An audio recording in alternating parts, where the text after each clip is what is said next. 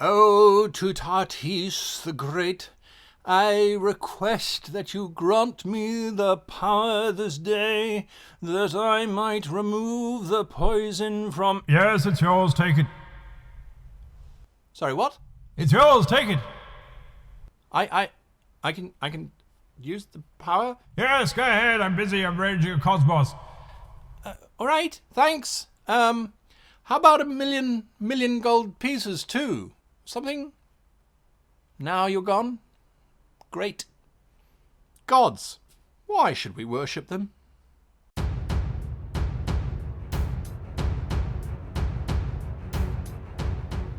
Hello and welcome to this episode of How to Be a Great Player. My name is Guy, and today we're looking at why your character should be God-fearing.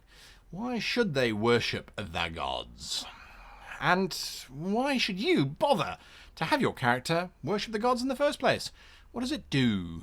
What does it do? Well, that's the question we're going to be answering today. Why should you have gods in your character's life? And, well, what are the benefits of having them in your life? Now, just to make absolutely sure, this is why should your character, your player's character, have an imaginary deity as their imaginary deity. That's the line that we're drawing here, not you as the player imagining that the imaginary deity is in existence. That's a totally different debate altogether and not for this video. So we're just looking at why should your player character have a god.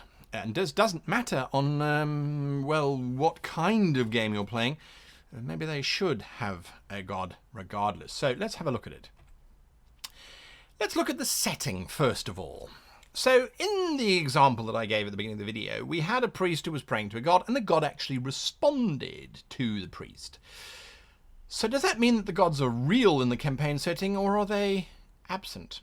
If they're real, if they actually exist, if they can talk through avatars, through receptacles, if you have a fantasy setting like, say, Dungeons and Dragons, where you can bring about the power of your god to restore a figure to life, and you can see these things actually happening in front of you, that makes them very, very real.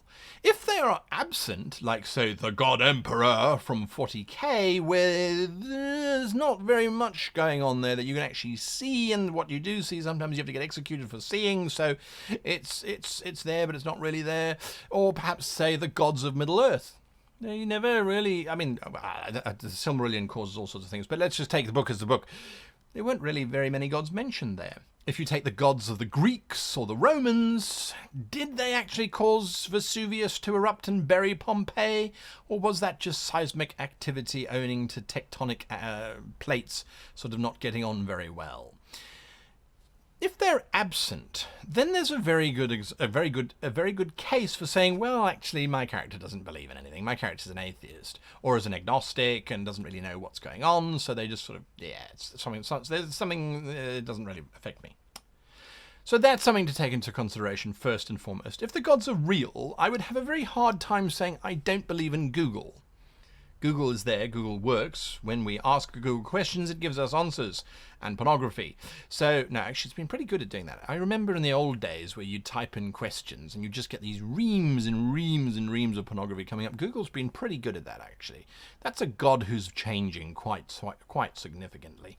Quite significantly. So, it's something that's real, it's something that you can use, it's something that you can experience. Why would you not then worship it? What would be the possible justification for it? And the reason why I raise this is that I have lots of players who go, oh, I don't have a god.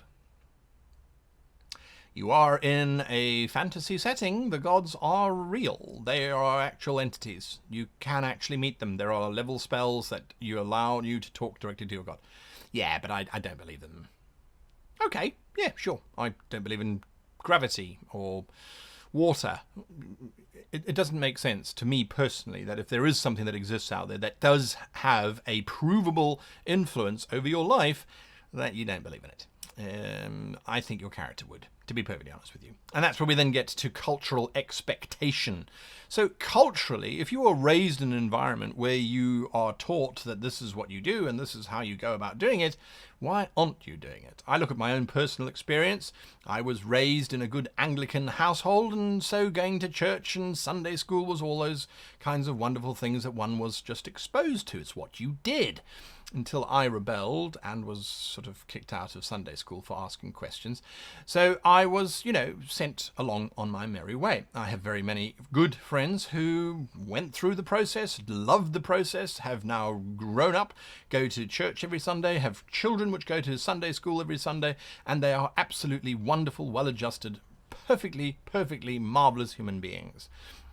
I don't think I'm a marvellous human being, so they probably won in that race of marvellousness. But the point is that the cultural expectation was pressured on both of us. I just happened to grow up in a time where when people turned around and said, "Oh, what do you believe in?" Nothing. People go, "Oh, okay, yeah, I believe in the great pizza monster, the great cycle of pizza. 8 slices and then you're done."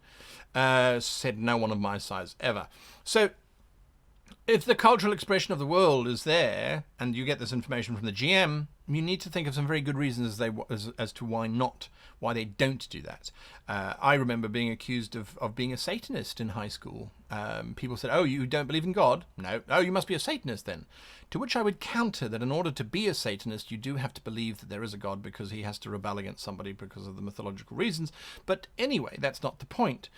So people would then just assume that you were the exact opposite, or the most evil of evils, etc. And as the world has got closer and we're starting to integrate with everybody's others, religions and things, we're starting to see that there are many ways of interpreting that. Cultural expression. Use versus flavour.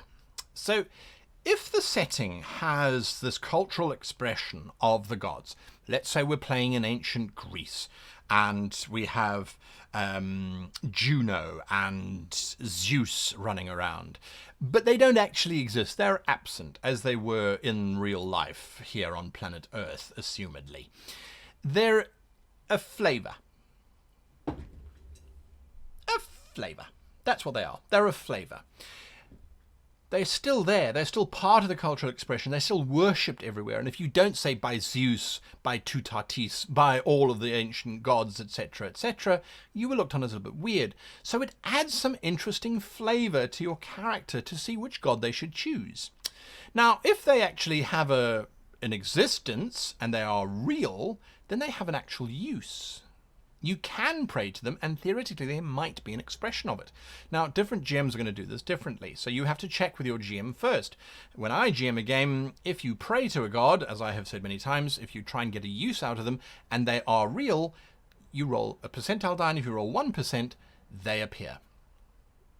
That's the statistic I've chosen. 1 in 100 times the gods will appear, because they've got PR. They've got to make sure that people can see that they are real, so they will come down and then they will do that. If you are asking them for something that is expected of them, that's within their purview, then they will grant it to you. If you ask them for something that is not within their purview, or which absolutely violates their religion, they will just turn you to dust because you wasted their time, and they're a god, so they can do that. So we look at the setting and we try and unpack, how does the setting influence my character? And it's one thing to say, "Oh, in the modern day, I'm not that, I'm a this." Sure, we're very accommodating. Well, at least certain countries are. Other countries will say, "Great, off with the head," because that's not what we do around here. So what are those questions? You need to answer those questions. Then you need to look at your character. How then does your character express it? Now, I am going on the lines here that you have chosen to adopt a particular god as your character's god. Choosing not to is also a choice, and is a chosen form of religious expression, if you like. I always say to people that my religion is science. I believe in science. I don't have very much proof of science. Science says there's quantum mechanics. Okay, I'll go with quantum mechanics. They say there's string theory. Good. I believe in string theory. Now, can't see it, can't prove it, don't understand the maths behind it. And even if I did, I still think it's just a bunch of maths. but I believe in science. That is my religion of choice. How do I express that? Well, I try and apply science to every situation that I'm in. I try to be analytical and critical. I don't always succeed, and I know that there won't be any benefit to me for doing so either. It just gives me a personal structure to how I kind of try and make decisions, or at least try and fool myself into making decisions, which I think is probably the purpose of religion in the first place anyway, but we're not going to go there. So we're going to look instead at how it helps you to create a better character. The way that it helps you create a better character is that it allows you to do these three things. It allows you to create some rituals. What are the rituals that are involved? There's a wonderful old-fashioned saying that I was taught to remember how to do the cross correctly. Which way did you kind of go? And I've completely forgotten it now, and it's all reversed anyway in OBS. It's spectacles, testicles, wallet, and watch. And that comes from the way that people used to dress. You'd have spectacles, and if you were a gentleman, obviously, you would probably have testicles, and then you'd have a wallet in this pocket here, and then your fob watch would always be down here, so you can lift it out and check the time and then put it back into your pocket. So it was always that way around. That's a little ritual. It's an insignificant ritual that if you're sitting at the table, and let's say that that is the particular religious symbol that you make every time your character thinks they're about to die, and they just quietly sit there and they do that. I wouldn't recommend it necessarily in a role-playing environment because it is a real religious symbol. I'd make up your own or get the GM to give you the one that they've made up.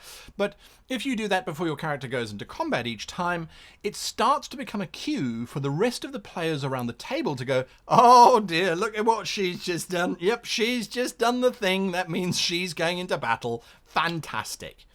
What a wonderful addition to your character to make them feel much more integrated into the world and to give them these fantastic little moments, these rituals that they go about. It also allows them to change their personality slightly, or to help guide in terms of how the character's personality expresses their religion. Perhaps they're very sensitive about it. Perhaps they're very, worship what you like. I don't care.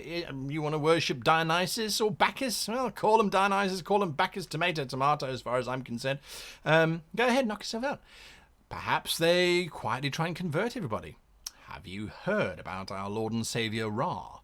Those kinds of things. It's entirely up to you how you're going to then express that and what kind of personality it brings to your character. Now, I know that I'm sounding quite tongue-in-cheek here, but I am trying to be fairly, I'm trying to help you create a better character using gods, and I'm trying to use examples that I have encountered in real life to sort of illustrate my points. I have absolute respect for religion. People are allowed to worship what they like, because, well, that's just how I work. So, then how do you bring it to life? We've spoken about the rituals. We've spoken about how you talk about the religion, whether your character does talk about the religion or doesn't talk about the religion, whether they're personal about it, whether it's a collective thing. Do they like to sing? Do they like to clap? Do they like to hop? Do they like to sit quietly in meditation? How do they express that? And then you bring that to life by describing that. You don't just do it once. That doesn't bring it to life. Bringing it to life is talking about it, not even talking about it, just saying to the GM, we're settling down for the night. All right, I find a little level place, flatten it out, take out the salt from my pouch. Oh, I'm running low. I'll have to pick up some more salt later on. I make the circle. I then sit down in the circle. Do I know which way is south? Yes? Okay, great. I face south, and then I close my eyes and I go into a quiet, reflective meditation on the god Turnai. I absorb Turnai's information. That's it. That's all you need to do. And whenever the camp gets set up again, GM, I'm going to go and find my flat ground and make my circle and do my prayers to Turnai. Everybody knows what you're doing around the table, but it just brings it to life. It gives your character so much more depth and makes your character feel like they're a real character. Now, obviously, as a player, you need to get support from your GM to do this. But it is also about getting the support from your GM. That's about making religious roles and seeing if there's an implication. But it also means you are giving support to your GM. You are saying to your GM, you've got this pantheon that you have agonized over, and you've sat through that furry man's video on pantheon creation, which is you can find on this channel. You've sat through that thing and you've created this pantheon, and the players go, oh no, I'm not religious. Oh, good. This way, you're saying, I see that you've made a pantheon. I have read through your gods, and I have chosen this one because I like the world that you created, and I want to support you and show you that you haven't just done it in vain. So it does give support for your GM. It makes for a much rounder story, absolutely. And if you're working with your GM and you say to the GM, what would be the greeting of a worshipper of Turnai? How would they greet one another? Would it be like a hand on chest, Romanesque type of thing? Would it be like the symbol of Turnai on the forehead? You know, how do we greet one another? What do we do? And the GM doesn't necessarily have an answer. If you work with the GM to figure it out, you've changed the GM's world for the better, and you've once again got rituals and things to make your character richer and bring about a rounder story, a more complete story. And it creates a much more immersive experience. There I managed to fit the word experience in. Anyway, so it creates a more immersive experience for both you, the GM, and the rest of the players, because now it feels like they actually have a character from that world who's got a religion and a personality and goals and all those kinds of other things that this channel has been giving to you for a long time to arm yourself with to create this interesting, integrated, complex character. Now, I do need to just take a moment here to talk about limits. You should also limit yourself, because a lot of people might be sitting back going, right, I will now go and write out an entire Bible of this particular religion, and I'll be back. It'll be about 4,500 pages with 15,000 scriptures and sayings and rituals. You don't have to do that. That's too far. That's over. That's too far. I've gone to the bottom first. Let's start there.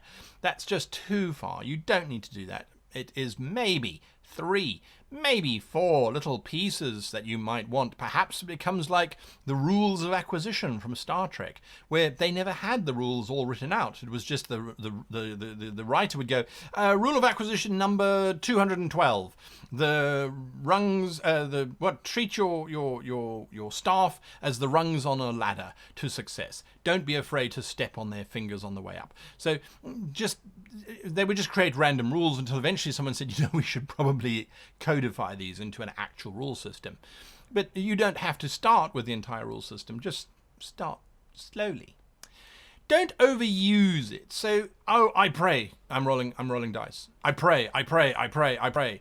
Don't overuse it. Don't force it to happen every single time. Make a quick reference to it, perhaps. I pray quickly to Turnai, and then I charge into battle. Just don't overuse it. And then don't make it delay things. Oh, before we go, I've got to do my ritual, which takes 3 hours to do. Don't do that either. If your gods have rituals, make sure that they're quick and they're fast and they can get over and done with, so that you aren't dragging the rest of the party in. Oh, we can't charge into the dungeon because you've got to spend 3 hours doing a ritual. Wish you had told us that 3 hours ago. So don't use it to delay the game, don't overuse it, and don't take it too far. This is a game after all. We're talking about making your character feel richer and rounder, not as if they are a real entity that now requires worshipping. Those are my thoughts on how to add a god to your character, and why you should add a god to your character if they are real. At least why you should think about it and make a conscious decision rather than just dismissive, now I'm not religious. What are your thoughts? Share them below. Do you integrate the gods that your GMs create for you into your characters? Do you have rituals for them? Do you not take it far enough? Do you take it too far? Leave your comments below so we can share and understand and learn from one another. Perhaps I've gone in the wrong direction. Perhaps there's something that I've overlooked. I'm fairly certain of that. Again, leave your comments below and we'll have a look and have a discussion and have a chat about it. Now, in case you don't know, we do have a Discord server where these kinds of discussions happen, along with just how naked was naked in 2000 BC. That's a rather interesting answer there. So we have these interesting Discord discussions. You can find a link down below in the doobly-doo, as you or normally would. Come and join us and have a chat. We've got just some amazing things going on in that space. Until next time, I wish you and yours the happiest of gaming. What must I do to curry your favour, O Great One? Hit the like, subscribe, and bell button. Huh? What?